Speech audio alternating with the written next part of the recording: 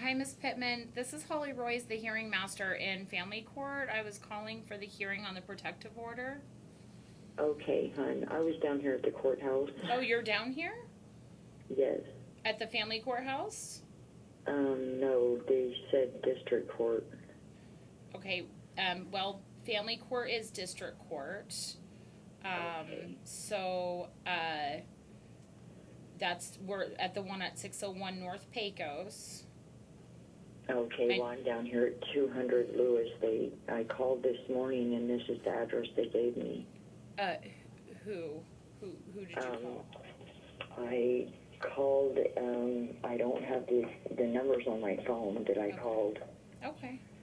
Well, listen, this is going to be, it's actually going to be kind of quick, so we can just do this over the phone real quick if you'd like. Okay, hon, that's fine.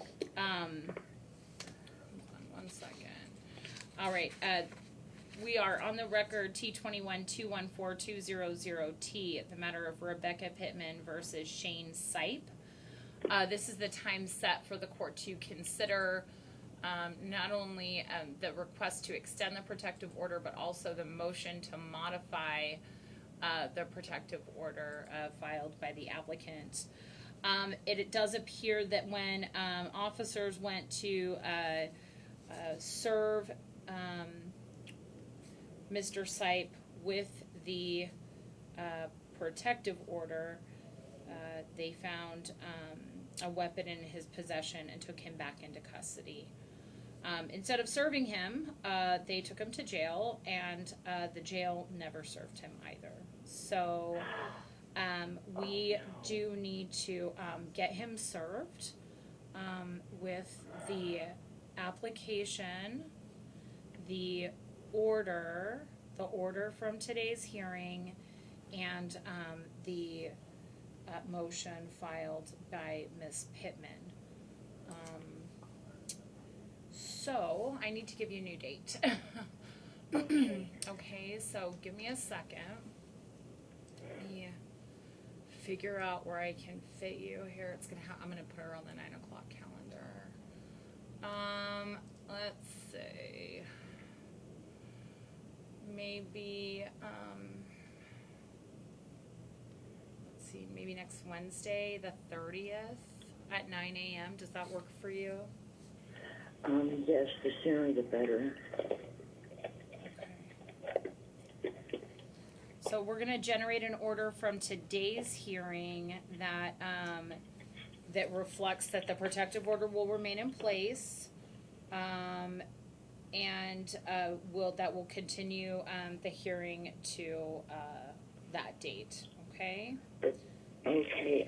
So is right now he's already sent people out to the house and everything where I'm at,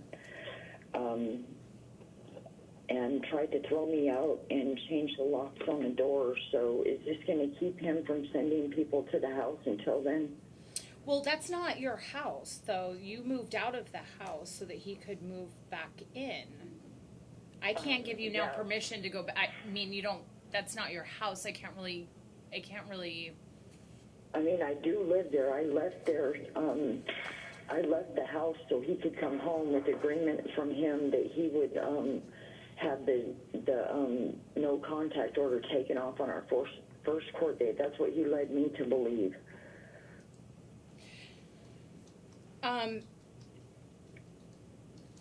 Miss Pittman, though, you understand basically what you're telling a court of law, right? Is that the two of you came up with a scheme so that he could get released and that he would be able to live in the home with you, and then you came back to me for a protective order because he didn't follow through on that. It's not your house. It's not really. I can't. You moved out so that he could move back in. There's not a legal mechanism, ma'am, that I can just allow you to make that a protected location, allow you to live there indefinitely. When you filed for this protective order, you were no longer living there, and that's what you told parole and probation so that he could get released. Yes. You understand, right? That's. I mean, yeah, Shane lied to me, though, and led me to believe different, that he could have that no contact order dropped, that it would be dropped the first court date. I didn't even move all my things out. I didn't take anything from the house, nothing. I had the clothes on my back and that was it. I had to have officers get me my clothes so I could have clean clothes. They had brought me clothes because the no contact order, and that's when I found out that, you know, Shane was not telling me the truth. So, I had moved in that house with him 2 years ago, and we've lived there ever since, and that's all I know here. So, Ms. Pittman, I understand the challenging position that you're in, but you can't tell one court one thing, right? And then come back in and ask me to undo the damage that was done by trying to fool the other court so that he would be released.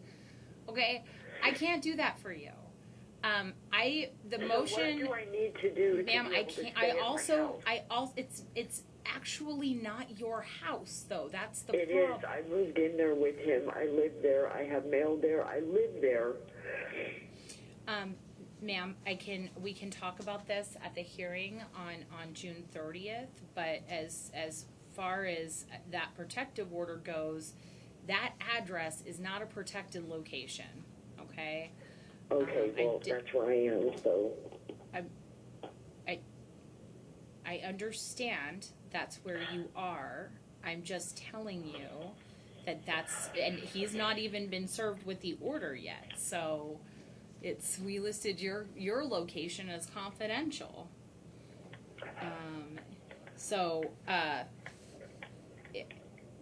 I will have him served at Clark County Detention Center with all of the documents that are on. I don't know what I'm supposed to do. I don't have no address to put on there. That is my address. That's where I live.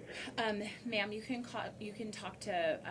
speak to a lawyer. You can speak to a victim's advocate. I can't afford any more attorneys. You can speak to a victim's advocate, but I don't really have the authority to grant the motion right now. So I have to continue everything to June 30th. We'll email her the order and get him served at CCDC. And we're off.